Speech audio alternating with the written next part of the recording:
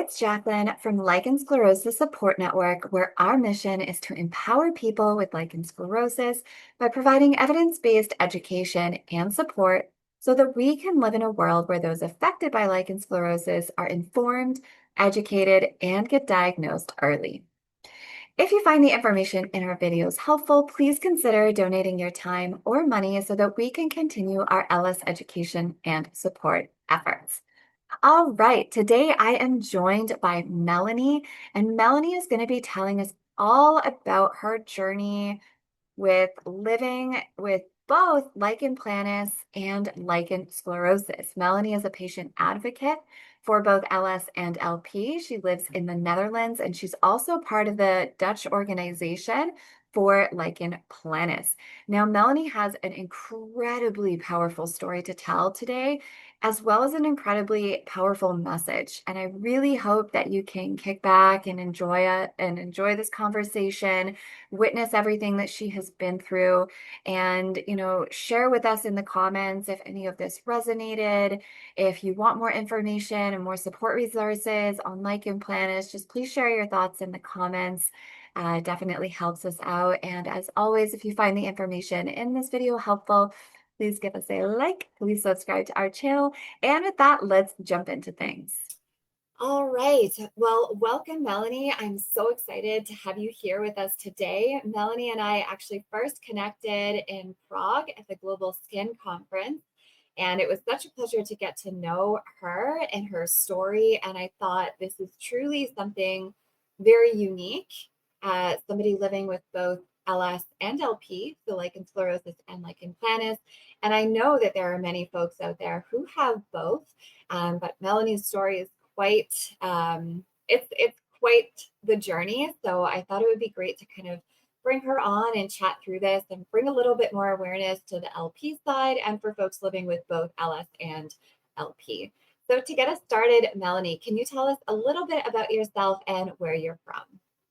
Yeah, so I'm Melanie. I'm just turned 23 and I'm from the Netherlands and I have LS and LP. Um, yeah, that's it. I'm still going to school, so yeah. Amazing. Yeah. Yeah. So you are quite young. So let's talk about, how did your lichen sclerosus or your lichen planus symptoms first start? What did that look like? And how old were you? Because you're already young. So this must have started at Yeah, quite a young age, I would imagine, for you. yeah. It started when I was around 6, maybe 5. We don't really remember. It started with redness, pain, itching, and my mom noticed at the time that the skin was getting really tight and thin. I was getting lesions. And later on, about when I hit puberty, around say 12, it had a little change in appearance. And that was a really big red flag. Mm. Yeah. Wow, that's so young. And I have to say, it makes sense because it's not like you're going to have strong memories of when you were 1 or 2, right? So Mm, even if we asked you, like, well, do you think you had this as a baby? It's not like you would have any memories. So it is, typically people start to have memories around the age of 5 or so. So it makes sense yeah, that that's kind of when, at least you start to remember, and when, and you're able to communicate at that age. So, you and your yeah, mom, you probably could have said, like, it's itchy, or like it hurts or something. And then your yeah, mom would have said, something like, "Oh, let me take a look," and then seeing, the yeah, redness and those lesions and those fissures. yeah, I mean, that must have been really hard on your mom too, to see that, to see, yeah, her little girl in pain. And I've seen pictures of pediatric cases, and it's so heartbreaking because you could just look and you can see how uncomfortable and how painful and awful that must be. So, started at 6, obviously it's progressing into puberty. How long did it take you to get a diagnosis? And what was your diagnosis journey for both lichen sclerosus and lichen planus? So for diagnosing, it started with lichen sclerosus. I was formally diagnosed when I was 18, so it took 12 years, quite a Wow. long time. I had been seen by gynecologists, multiple of them, I think my mom went to our GP, multiple times, and, well, they said, "Well, we'll start with steroids and hydrating creams," but they kinda just sent her home with nothing because they Mhm. really couldn't recognize it. And since it came in really short flare-ups, I don't think they had links to really, understand what was going on. And when I was 18, I told my doctor, "I don't want to live like this anymore. I have to be seen by someone." Mhm. And it took multiple specialists for the one to she just took a simple look and she said, "Well, it's LS. I know for sure we don't even have to do a biopsy." She did not want to do the biopsy since I was so young. Right. And later, when I was a year later, um, LP came kind of in the picture because it I had lesions in my mouth, and Mm. then I started having internal lesions around my vulval area. So that's when they also kind of connected, well, probably I also have LP vulvar, and then they Mhm. did the biopsy and confirmed it. So it took about 12 to 13 years. My goodness. Yeah, that Yeah. is an incredibly long time. I'm curious for the lesions in the mouth. Did Mhm. you notice it and then tell like a dentist or did you tell your doctor? So it started with one spot, and I've always had it didn't really matter how good I brushed and how often and how good I was taking care of it. Those lesions are right at the beginning of the gums when they meet the tooth. Okay, yeah. And so I kind of was like, well, I'll go to the dentist. And Mhm. she said, well, it's probably because you brush too roughly. Oh. Just take it easy and it should calm down. And then it didn't. And from one spot, it went to all of my mouth, especially with my teeth. It the gums were totally gone up almost till the bone. Oh my gosh. And I went to the GP and he called the hospital and he said, "You have to go in right now, today. You have to be seen today." I was seen by a dermatologist, and she basically right away said, "We'll do a biopsy just to make it formal, Yeah, but we can connect the dots, and you have right. to be seen at a specialized hospital instead of our regional hospital." So it was from then on, it went really quickly. Okay. Yeah. Well, I'm glad Yeah, the GP kind of rushed that. I know that some dentists are really good at recognizing lichen planus lesions. And like just yeah, a basic dentist, you go in for hygiene, they'll see those lesions and they'll say, "Ooh, yeah, you have lichen planus. You should talk to your GP, get a derm on your case, maybe do a full body check, see if there's LP anywhere else, because we know that LP can affect, cutaneous skin as well as, the rest of our bodies. So yeah. I'm glad the GP was like, oh no, we're going to rush this because, Mhm. yeah, that sounds also very painful. Like that must It have was. burned. Like, how did that feel? Like, was eating hard? Oh, I couldn't eat. I couldn't Oh, eat. It was horrible, especially because it wasn't really in the back of my mouth, it was in the at the beginning. oh So gosh. when you talk or breathe or do anything, you move your lips right at that point. So, yeah, it was a very painful time. Yeah, Yeah, the second you said in the front, I was immediately thinking, "Oh my gosh." So yeah, every time you talk, yeah, basically. I can't talk without moving that part of my face. So that's like rubbing and irritating those lesions. yeah. So, oof, yeah, very, It was very long tough. journey. And Yes, so yeah, once you had the oral lichen planus diagnosis, I presume then they were like, there might be vulvar implications and you did have lesions there. So they kind of, like yeah, you said, they connected the dots and were like, yeah. okay, so LP orally and at the vulva. So I'm curious to know, it took 12 years. This is unfortunately Yeah. kind of normal in our space. I think I'm starting to see people getting diagnosed a lot sooner But for me, it was 10 years for lichen sclerosus. So it's not uncommon for us to hear like very long periods of time. But you were seeing doctors throughout those Yeah. 12 years. So what were some of the challenges or misunderstandings from doctors that you faced along the way? I think, it was the duration of the flare-ups that kinda set them at the wrong, um, path, I guess, and it was my mom trying to communicate to the doctors that I don't know, the message didn't really clearly Mhm. got pushed over, and, I remember those were nights I was crying on the couch with my mom because I was in so much pain.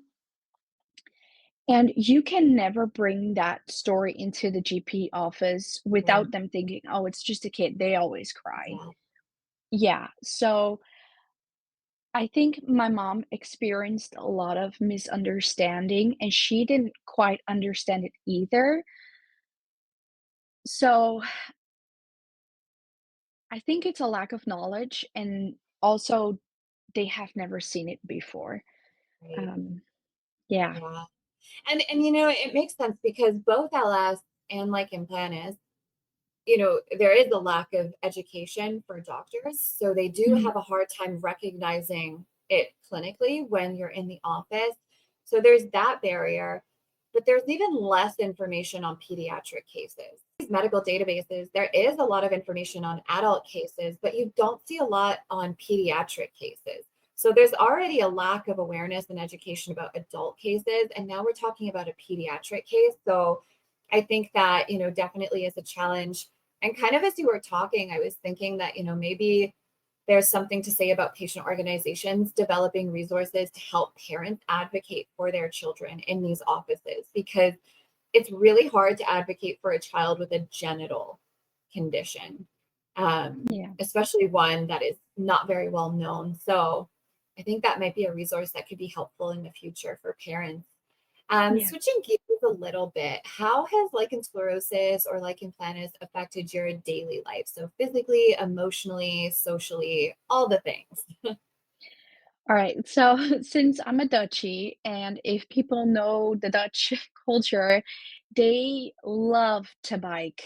They love to bike to Oh, that's anywhere. true. You're right. Yeah, Yes. yes. So, I remember when I was a teenager, I had to bike 13 kilometers to school, and it was horrible when it flared up. I Yeah. For me, I couldn't bike that long because it would hurt so bad.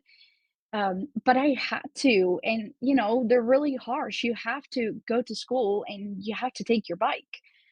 Um, so I think that was a big challenge. Now I'm older, I have a car, that's easier. Right.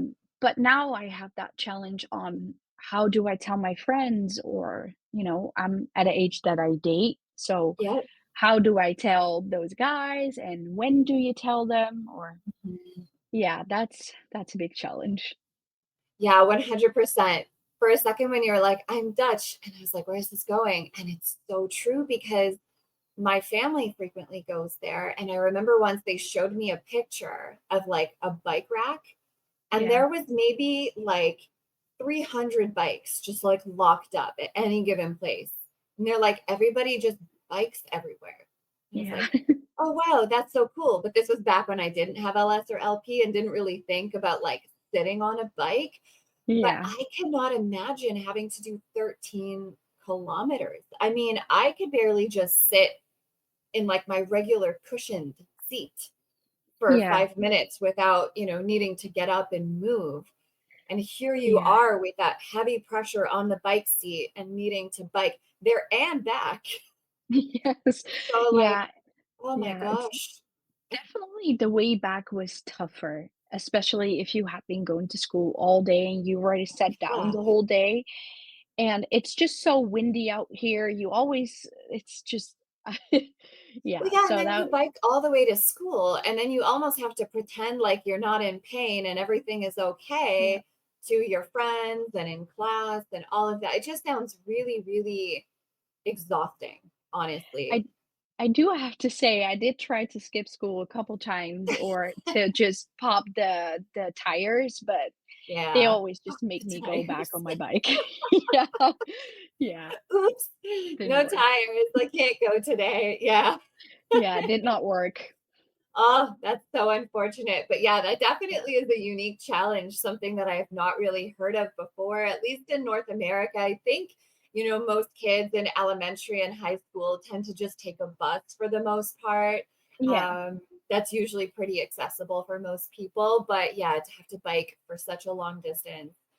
Oof, I hear you. And then, yeah, as somebody in their early 20s who is starting to move into that dating space, there are so many questions and so many uncertainties. I mean, how do you talk to somebody about this, and when do you talk about this, right? They're Yeah. really good and really important questions. And I know that at LSSN we did create a workshop basically for folks between the ages of 18 and 35 to help support them in all these different phases of their life, going to university, starting to date, how do you navigate your social life, going to prom, all of these things. And so we created a program to help folks, and that's going to be available online.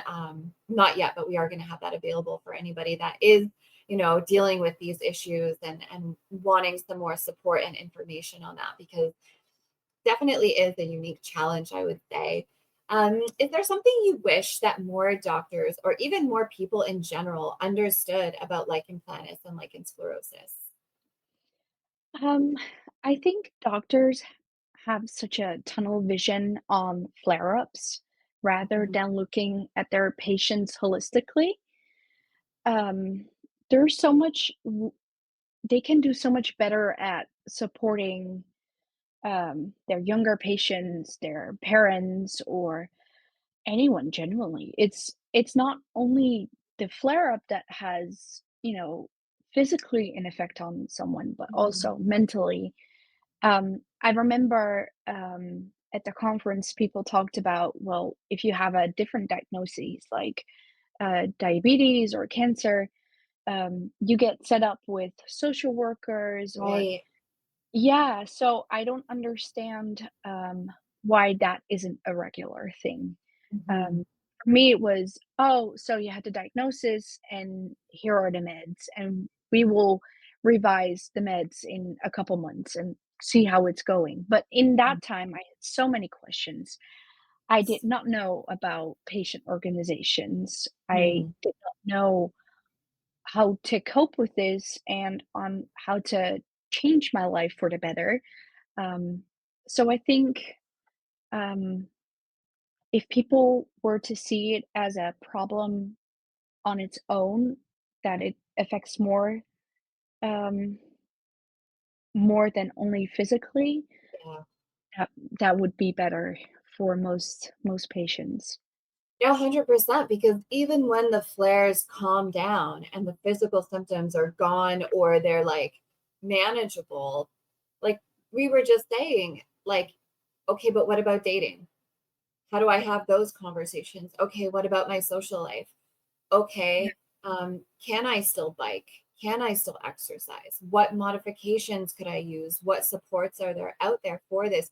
It really does impact every single level of our lives. And I see it, and I'm sure you see it, with your organization. People have so many questions all the time. What kind of yeah, underwear do I wear? Should I stop using this shampoo? Is it irritating my vulva? There's so much built into this, and it really does affect every aspect of our lives, really, and other people's lives too, like caregivers, like partners, spouses. It's more than just the person with the condition. So I agree, seeing it holistically and also opening it out to caregivers and other people who may be impacted, and making sure that there's supports in place for all of these people. I think, like, 100% agree with you. yeah. So I'm curious if you could tell us a little bit more about the different types of lichen planus you have, where they are, Mhm. and stuff like that. Because in our space right now, we're more on the lichen sclerosis side. We definitely have people though that have just lichen planus, or people that have just or that have both lichen sclerosus and lichen planus, but there's still like a lot of questions about there. So I'd love if you could tell us a little bit more about the different types of lichen planus that you have and how that kind of manifests for you? Yeah, so I have erosive subtypes, mostly oral, vulvar, also around my throat, right at the beginning of the esophagus, in my bladder, and recently also on my skin. So that's unfortunate. Yeah. It started oral, well, vulvar and oral, and then it kind of migrated into other subtypes. Wow. Mm. Yeah. Throat and esophagus, how did that get discovered? Were you having symptoms and then you were saying, like, my throat is hurting? How did that happen? Yeah. So it felt like I had strep throat all the time. And I went to the doctor. He couldn't really see anything. Well, he saw it was red and it had the lines like the linear Yeah. LP has. Um, and then he sent me to I don't know if I pronounce it right. It's the ear, throat, and nose, Oh, the yeah. ENT doctor. ENT. Mhm. Yeah, so he referred me to the ENT. They did a scope through my nose to look into the esophagus and the throat, and it was just inflamed and it was horrible. And the scope really hurt really bad. Oh, I would So, imagine, yeah. yeah, and it kind of affected the area so badly that you have I don't know what you call them. When you get the tonsils, you Tonsils? have Yeah. yeah, you have throat tonsils and, or tongue tonsils as well on the back of your tongue, and they were affected so badly that they started just, growing due to, hyperplasia. That was kinda the side effect of it being so affected by the LP. And those were constantly inflamed, and that was what I was feeling. It felt like I was swallowing them and they hurt so bad. So they had to surgically remove those in order for the flare up to calm down. So that was, Wait, they had to yeah. surgically remove the tonsils? Or I think Yeah, I the missed ton the part. Yeah. yeah, Oh, yeah, wow. Wow. yeah, That is just wild. Yeah, I've had a scope, not to check for, like, implantus or anything, but, like, I didn't my throat wasn't even hurting when they did that scope through the nose down the throat, and yeah, it was uncomfortable. So I can only imagine you're full of lesions, super inflamed, like implantus everywhere, and then them putting the scope down. Ooh, yeah. yeah, It that wasn't must have fun. really, really hurt. Yeah, I'm fascinated and very happy to know that ENTs are able to make that diagnosis and even know what lichen planus is. yeah. That's fantastic. Um, how about the bladder? How was that discovered? So I noticed blood when I was peeing and it really hurt. It felt like there was a lot of pressure when I had to go. I can't really it feels like a UTI, but That's what different. I was kind of thinking. It Yeah, sounds like a UTI, but yeah, yeah. but the pressure is oddly specific. Okay. So, I did also tell my dermatologist and my GP about this, and they said, "You have to be seen by a urologist." So I went to the urologist, did the cystoscopy, and she couldn't really see at that point, but she saw that it had been inflamed in the past. Mhm. So due to everything, she kind of connected the dots and she said, well, that has to be what we're seeing. Right. Um, it hasn't been active since then. So Okay. I did start with new meds. So I hope that's why it hasn't come back. Yeah. And then, okay, finally, the skin, I'm going to assume that was you noticed something, and I'm going to assume that was the dermatologist that did the check and confirmed that, Yeah. right? Yeah. Yeah. And I'm guessing at this point, the dermatologist didn't need to biopsy the skin, or did they? No. No, Yeah. I went to a regular checkup and then they said, "Well, it yeah, it looks like it, so it is it." I was going to say, because it looks like it, and because you have biopsy confirmed LP in other areas that's showing up, it just seems like, yeah, Yeah, there's no yeah, need to kind of put you through another biopsy when it's like so clearly lichen Yeah, planus. My goodness. That is a lot. And I think the skin is pretty new for you, right? That was something that was recently diagnosed? yeah, yeah, a Yeah. couple weeks Oh ago. my gosh. Yeah. Yeah, that's wild. Okay, let's pivot over to the topic of treatments first, and then we'll do kind of care stuff. What kind of Mhm. treatments have you done in the past, and what are you currently doing? Because I'm going to imagine Yeah. with LP and LS and then LP in different areas, there's going to be a number of things that you've tried and a number of things that you are trying. So let's Yes. walk through those. So obviously steroid creams and hydrating creams. Mhm. Vulvar and cutaneous, that works perfectly fine. Okay. So when that flares up, I'll just go with that. Um, but for the rest of the LP, I had to take systematic meds because it the flare-ups wouldn't stop on their own. Um, so when the flare-ups get really intense, I have to take prednisone to put a halt on it. Yep. But I've tried so many things. Um, I kinda tried to list them down a little bit. Okay. Um, I tried different doses of methotrexate. Yep. Um, it it worked in the beginning, but the side effects didn't work for me, so, Mhm. yeah, I had to let that go. I tried hydroxychloroquine, I don't know Mhm. how you pronounce that right, Yep. No, but you did it. and also tried Alitretinen. Mhm. It yeah, yeah, Yeah. also tried that, but all those didn't really work. They didn't work. And I'm guessing the side effects weren't too great either for those. No, no, Did they ever give you an oral JAK inhibitor? no, never. It's I don't know why, but I tried to talk with my physician on it, but I also think it's pretty hard to get one of those out here. That's fair, and it's still pretty new. There is a nice amount of research on oral JAKs with lichen planus anyways. We don't have as much with the JAK inhibitors with lichen sclerosus yet. There's a lot more focus on JAK inhibitors with lichen planus. I was curious if that kind of was making its way, but I can appreciate that in the grand scheme of things, that research is still relatively new and Yeah, sounds like they're trying to go more on the oral steroids and the standard treatments before they kind of move into that JAK inhibitor space. yeah, Do they ever give you anything to put inside the mouth, like a mouthwash or a gel or anything? Or do they just do the yeah. mouth is like prednisone kind of thing?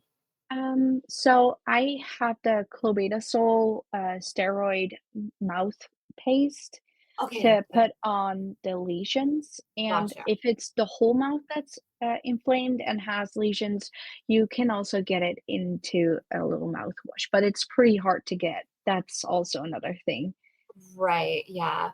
And the like these things that you're doing in the mouth, either the paste or the mouthwash, is this something that you have to do all the time, or is it only when it flares you do it, the flare stops, and then you kind of back off? Yeah, What is yeah, so I kinda try to tackle before I go on to the prednisone.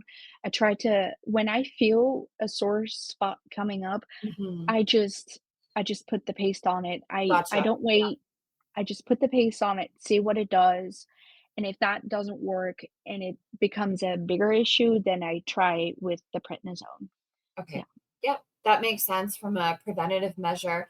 I'm wondering if this is like unique to the Netherlands or maybe all of Europe. I'm wondering what the challenges are in getting things like the mouthwash, the paste, JAK inhibitors. Like, I'm wondering, and you may not know the answer, and that's okay. But I'm wondering if it's like, financial barriers, accessibility, there's not enough of the medication. I'm wondering like why it's so hard to get these medications that we obviously really need. Um, Yeah. yeah, I So don't I I am not fully 100% sure. of course. I know for the mouthwash, it's really, hard to get the stuff, and they have to be made in special, pharmacies. Okay, so So it's probably yeah, like a and they compounding pharmacy. Uh-huh, yeah, okay. I remember I always have to go to the big university hospital that's an hour away, Wow. and they will make an appointment with me on what time I should pick it up and what day because you can only use it for a certain amount of days. And for biologicals, I know it's really hard to get your hands on right now because insurance won't cover it. I see. Okay. It's the Yeah, same thing it's in Canada. I was curious how that was yeah, working. Same thing in Canada for biologics. Same challenges with insurance. And then if insurance doesn't cover, it is like it's so expensive. yeah, And then that makes sense for the compounding pharmacies because they do have a shorter shelf life. Most medications that you get from a compounding pharmacy, you can only have like weeks or a few months before you have to discard the product. It's also more expensive to get yeah, medications made at a compounding pharmacy. And again, I don't know about the Netherlands, but in Canada, a lot of the time, but not all the time, a lot of insurances will not cover compounded medications, which is yeah, incredibly frustrating. I don't have lichen planus, but I do have trigeminal neuralgia. And I had a number of oral medication and then like topicals.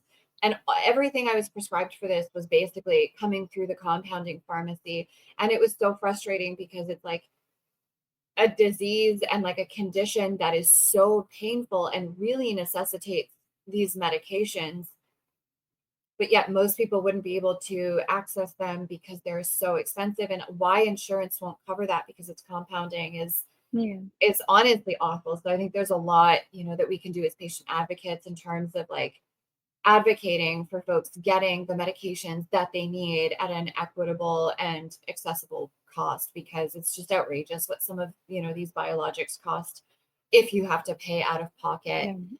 What do you do in terms of just like, so not treatment, but what do you do to kind of care for the LP? Like, are there any kind of creams that you use? Do you do any diet changes? Like, what do you kind of do from that place?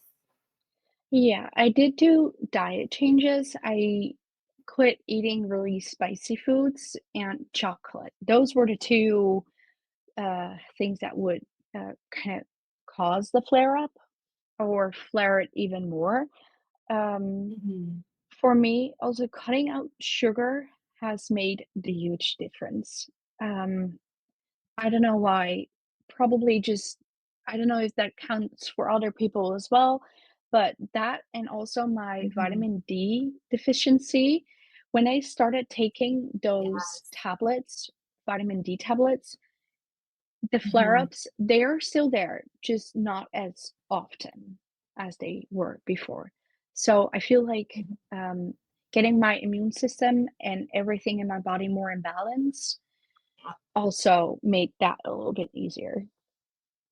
That makes a lot of sense. There's actually, I can see their face. I know the person in our community who has both lichen sclerosus and lichen planus, and she saw such a tremendous difference when she got her vitamin D levels checked, found that she was incredibly deficient, and then made up for that deficiency. She said Yeah, it was a huge game changer.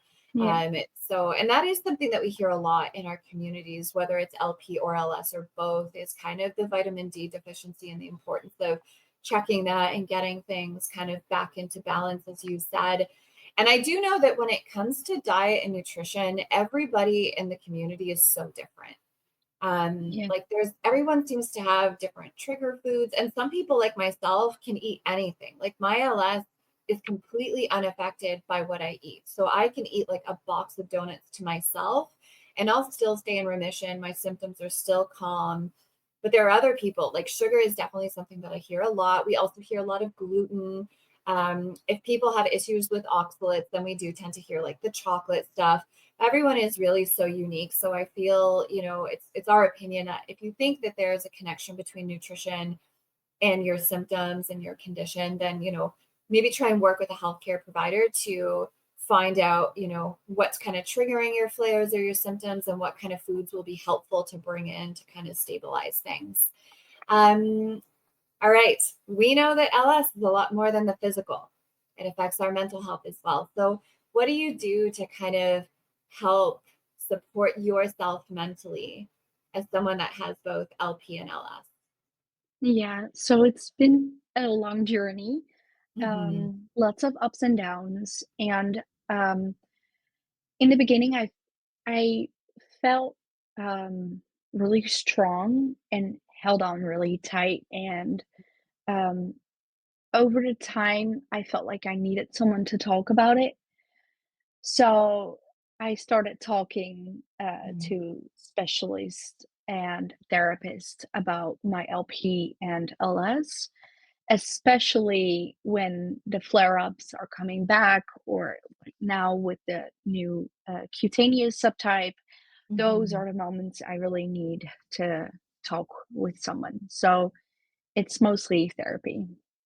Yeah. Yeah, I hear you. I mean, that was a big one for me too. Mm.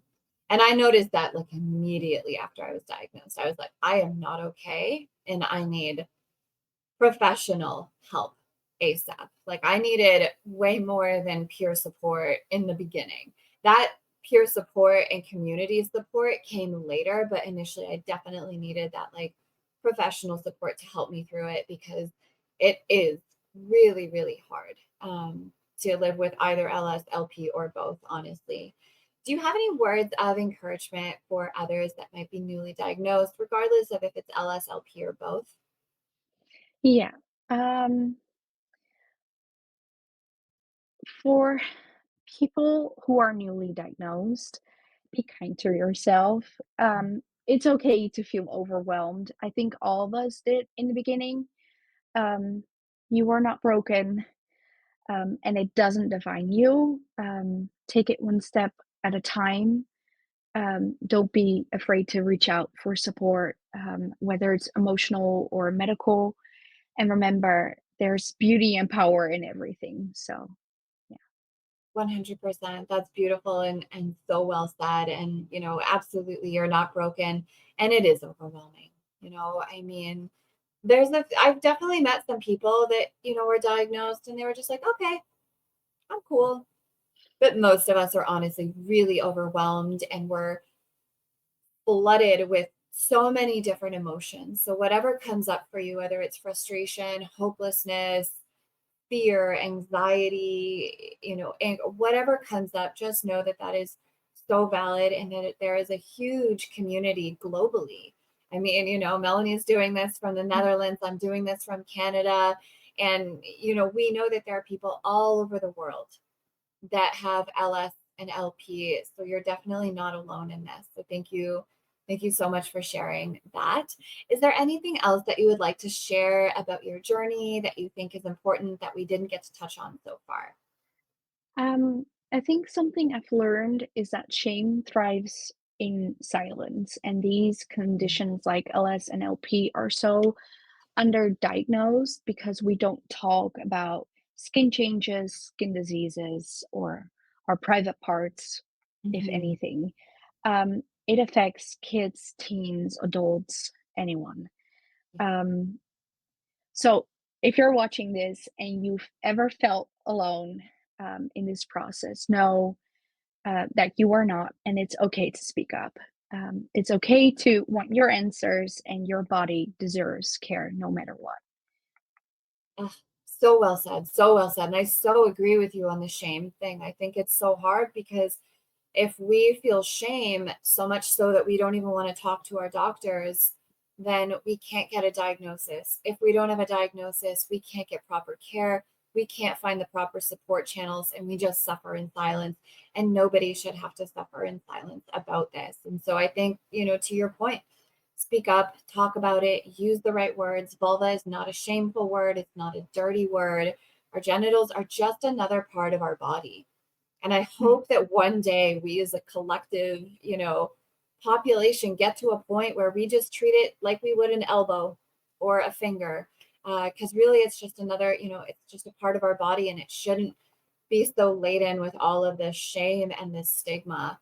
And so, I thank you for your efforts and for coming on here. And, even just having this conversation is a huge step and act of, dismantling and breaking down that shame and breaking down that stigma. So thank you so much for your courage and coming up here and speaking on this topic. Before we close out, is there a place for people that want to follow you or connect with you? Where could they do that? Yeah, so, people can follow me on my Instagram. It will be linked down. Um, and if you have any questions regarding LP, please reach out to our secretary of the patient organization. Mhm. And what languages can folks reach out? Because this is a European organization. Yeah, so, English is fine, Dutch is fine. Okay, We'll work it out. perfect, perfect. Well, thank you so, so much, Melanie. It was such a pleasure, and I really appreciate, again, your courage, your vulnerability, your bravery in doing this. It's so important that we share stories. I really think that a lot of healing happens in community and in these types of storytelling spaces. So thank you so, so much. And thank you to everybody listening.